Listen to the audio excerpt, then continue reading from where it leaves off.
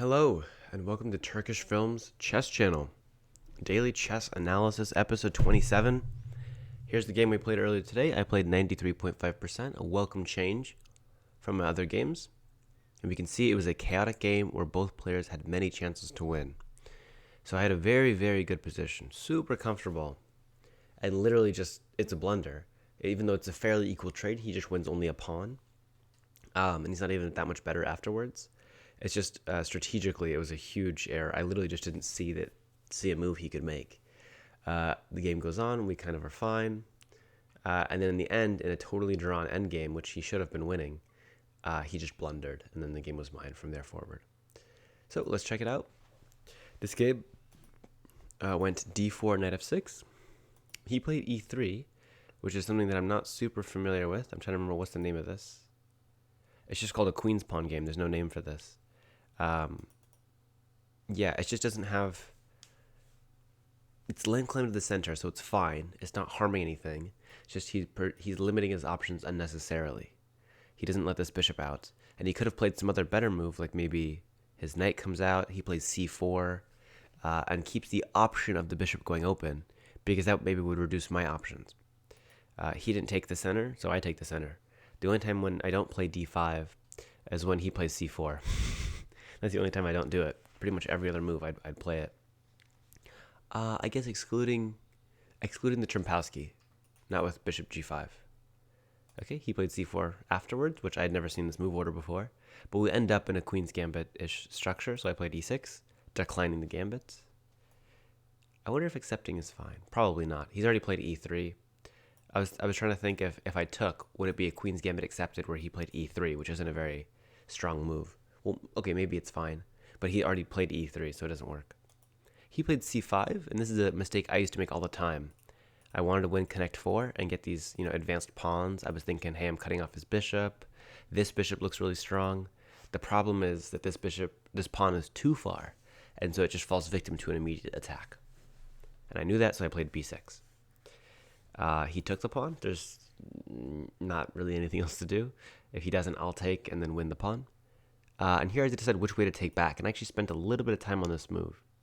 Because you want to, my temptation is to play c captures, because then I have the c file, my pawn chain's still intact over here, everything looks all nice.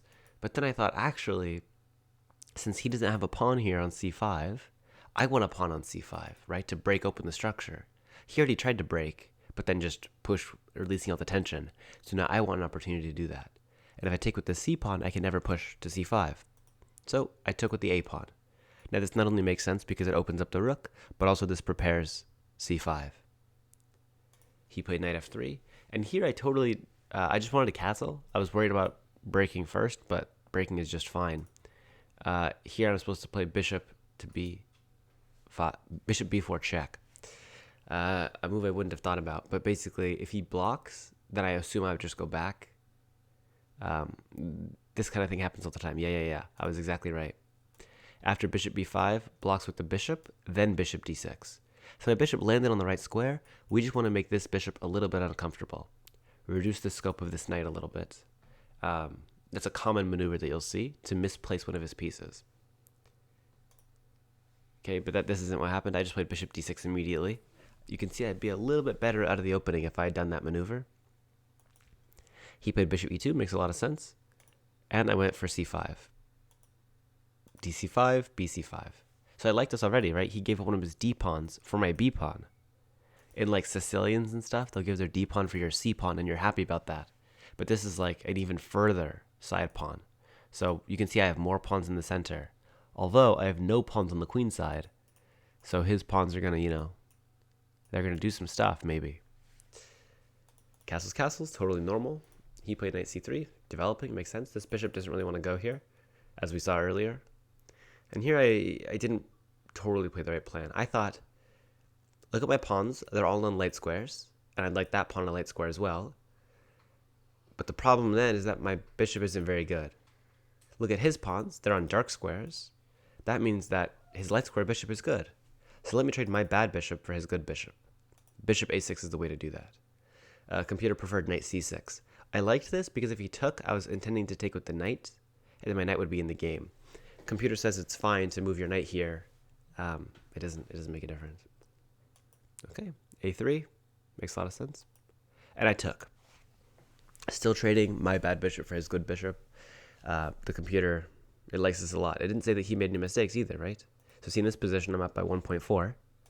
They traded these bishops 1.1, so it's not bad. Like it's holding some of the advantage. It's just not as good because I'm trading pieces, and I have more space.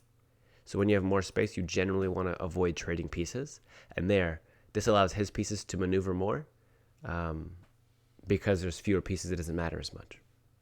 And here I went wrong. I played c4. C4 gives up d4, which is not very good, and now you can just counterattack in the center.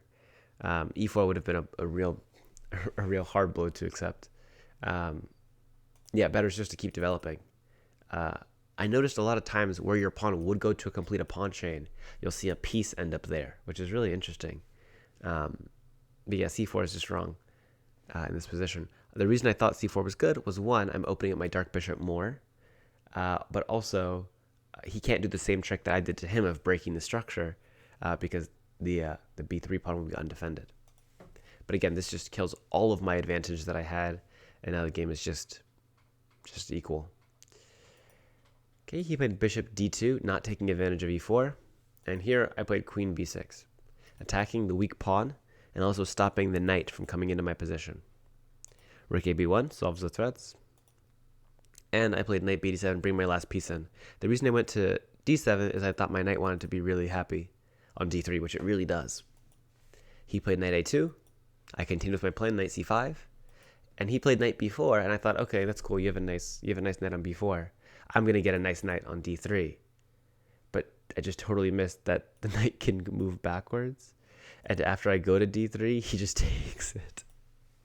And I felt really, really bad after that, because that knight on d3 is like the best knight ever.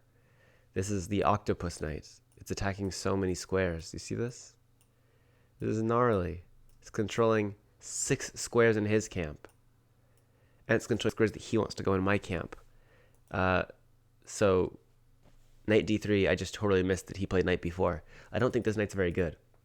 It's not doing anything. It can't go here, can't go there. It can't go to a6, c6, d5, or d3. It can't do anything. It's not very good where it's at. And so I traded my awesome knight on d3 for his knight on b4, which is just strategically such an error. And it only loses a pawn, as you see. It only loses one pawn. But still, it's just the whole strategy of it's wrong. Okay, here I played knight e4, and my intention was not only to attack the bishop, but also I wanted to get my pawns moving forward. He played bishop c3. I took on c3, and again, this is a really great knight. This bishop is not that great. But I was basically deciding for the end game, would I rather have a knight or a bishop? And I thought, well, there are kind of pawns on both sides of the board, but really there's a massive pawns here. And if I can hold these pawns still, it doesn't really matter. I'd rather have a knight blockading these pawns than a bishop anyway. And I assumed he was going to take with this pawn to attack my rook, but that would damage his structure quite significantly. He took with the queen, and I was like, oh, I just traded more pieces. I'm closer to an endgame down a pawn. Also, he has 2 connected passed pawns, so it's a little bit sketchy. You can see he has a winning advantage in this position. f6, yeah, rook b8 really gets to the point right away. And now he's stopping me from playing e5 because my d5 pawn would hang. So rook fc8 attacks the queen. Queen d3, rook c4. And I'm really happy that I saw rook c4. This has only recently entered my pattern recognition. I had 2 games, I think, in the same week where I didn't know what to do. It was some position sort of like this, and a rook lift to a strong central square was the correct move. And so I started valuing, and I started doing research kind of on why these moves are so useful. So they allow you to double. If you're crazy, sometimes you can even double this way, although right here you lose right to the fork. But also it just cuts off a lot of your opponent's options. Like, he can't move this pawn anymore where he could have before. He can't play pawn moves like this like he could before. So rook c4, it makes this rook really, its presence felt. And also it cuts off diagonals. Like, it's just a really good piece to have in the center. He played h3, and I doubled on the open file. And it's because the double in such a strong position. Doubling here would make my bishop less valuable and also be subject to attacks. So I'm really happy that I found rook c4. It only recently entered my kind of vocabulary of moves. And this is something that I noticed that I'm getting is like when I fianchetto or when the opponent fianchettos, pushing my outside pawns, h4, h5, has come into my chess vocabulary of moves or ideas that can occur. Kind of like, the mating patterns at the end of a game, or, openings and the theory behind those. In the middle game, there's also these kinds of tactics or ideas, like doubling rooks, but doing it in a strong way, like putting a rook on a strong central square that's defended. That's a really powerful move, where before I wouldn't have seen really what's my rook doing on c4. But after doing research and seeing how grandmasters use it, it becomes very clear what it does. Okay, you played knight d4. Fantastic. I played bishop e5. So it attacks the knight, because if there's only heavy pieces on the board and he's up a pawn, especially when it's so solid, I don't think he's going to really break through. And so it's just up a pawn. They are two connected passed pawns, which makes them even more dangerous. But as he pushes them, they're going to come closer to my king. So my king and my two rooks, if the queens get traded, are going to help out. And after bishop to e5, he has to worry about his knight a little bit. He played king h1. He should have saved this, because now after I take it, now he has an isolated d-pawn. So two connected passed pawns, but an isolated d-pawn. And he always has to keep in mind that the d-pawn could be a target. And so I was trying to figure out ways to kind of go after this pawn. But I just don't have enough space. I just don't have enough space on the queen side to organize an attack. I was thinking about playing a move like rook a4 and rook c4 to go after this. He can always just fork me, which doesn't work. And even if I take the queen, he can just take and have two queens for the rook. Wait a second. No, he can't. If I go here, okay, let's just say I play some random move. And I play rook c4. Oh, this doesn't work. Rook captures d4. Captures. Oh, because the rook hangs in the end. I forgot my queen's defending that square as well. Oh, that's unfortunate. I'm glad I didn't do that in the game. Okay. I played rook c2, which is the double attack. Attacks the f2 pawn and attacks the b2 pawn. So he made a good move. He stopped the threat of both of them. And I traded rooks. One less pair of rooks on the board. That's bad for me. I was supposed to play rook captures d2. I didn't see the benefit of rook captures d2. I feel like I just lost that I had doubled rooks, and that's all. We put another rook on c4. To defend this pawn, you have to play rook d1. And then queen to b3. No? Computer looked at queen b3 for a second. It prefers queen to c6. Doubling. We can go for this, I think. Yeah, that's pretty good. I like that move. So b4, getting rid of that. And I gotta watch out. These pawns might be pretty quick if I'm not careful. Okay. He moved his king up, which makes sense. I played queen c7. Whenever I can get this check in, I kind of try to. Because if he pushes his pawns, he's weakening his own structure. In this case, he just has a very easy move to make with queen g3. And taking, I was really nervous when I took. But I didn't want to spend too much time, because most of my games I've been losing based on time pressure. And so I tried to basically say, you know what? It's okay if this is slightly worse. He's still going to have to show that it's worse. And I would argue that my rook is pretty active. So let's see if we can make something happen. Okay, his king can't break through on this side of the board, so there's no reason for me to stay over here. King e3, king d6, king d3. And here I went sort of wrong. I thought my rook was supposed to be active. But if I ever tried these moves, he can always just defend this way. Or if I push this way, it doesn't do anything. So I played rook c7, saying I'm going to try to stop your pawns. And then I'm going to push these guys. g3 just wastes kind of an important piece of time. Rook b7 also wastes an important piece of time. So going here and trying to attack these pawns and coax them forward would make them easier to attack with my pawns. And if there's no pawns left, it's just a draw. King c2. I kind of lost sight that my goal is to trade pawns here. In this case, I liked this trade.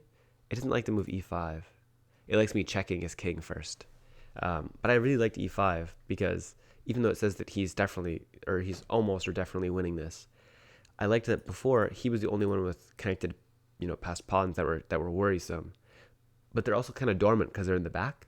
Where these pawns here, they're in the center and they're halfway up the board. So these guys, are going to march forward soon. He played f3, trying to stop them from moving forward. I played g5. And king c5 was better, advancing my king further up, which I actually like a lot.